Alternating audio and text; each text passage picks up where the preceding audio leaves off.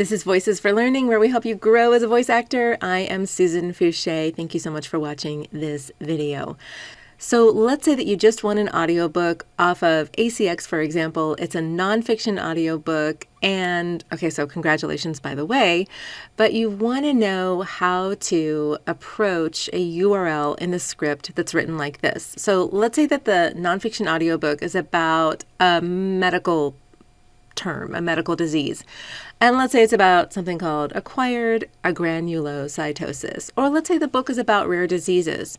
And in the script, you have written, the author has written, and you're supposed to record out loud, for more information on acquired agranulocytosis,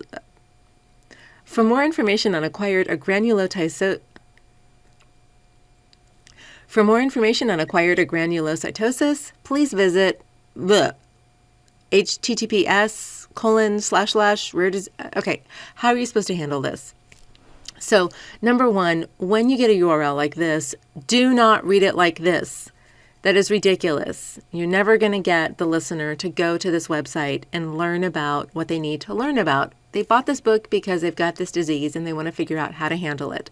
They're not going to be helped by hearing this URL messy and gross and everything like that. So the first thing that you need to do is contact your author and say, hey, you've got this URL and this call to action. How do you want me to handle this? Number one, do you want me to even read it out loud? And sometimes the author will just go, no, don't worry about it. But often the author will say, yes, go ahead and read it because I wrote this book so that people can get help on this disease or whatever this book is about. So what I recommend you do if the author is kind of like, I don't really know how to handle this, like how should it be done? What you can do as the audiobook narrator is put your expertise, even if you don't have any expertise, watch this video and you have expertise now, and tell them, okay, this is how I would suggest you do it. So let me move this lovely text box out of the way. And underneath it, I have written, for more information on acquired agranulocytosis, please visit the National Institutes of Health website.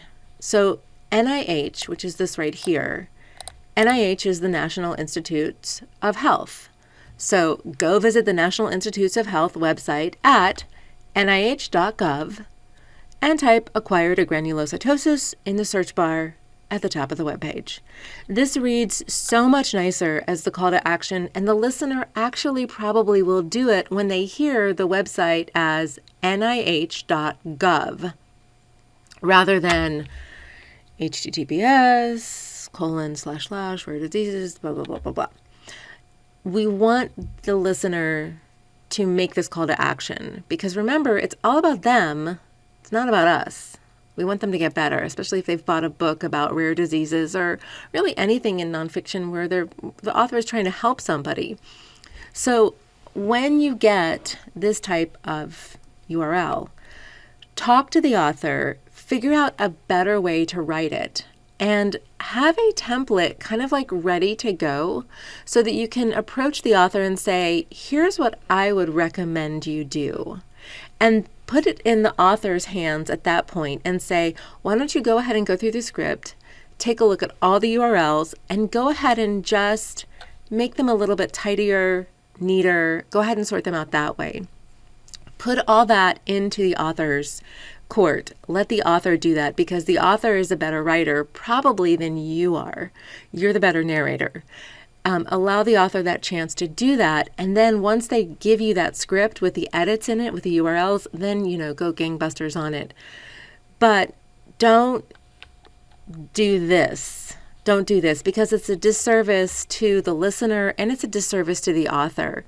The author does want to help people, especially if they've written a book about this. So help your author help the listener. And that's it. Thanks so much for watching. Be sure and give me a thumbs up if you found this valuable. And I can't wait to see you next time. Bye.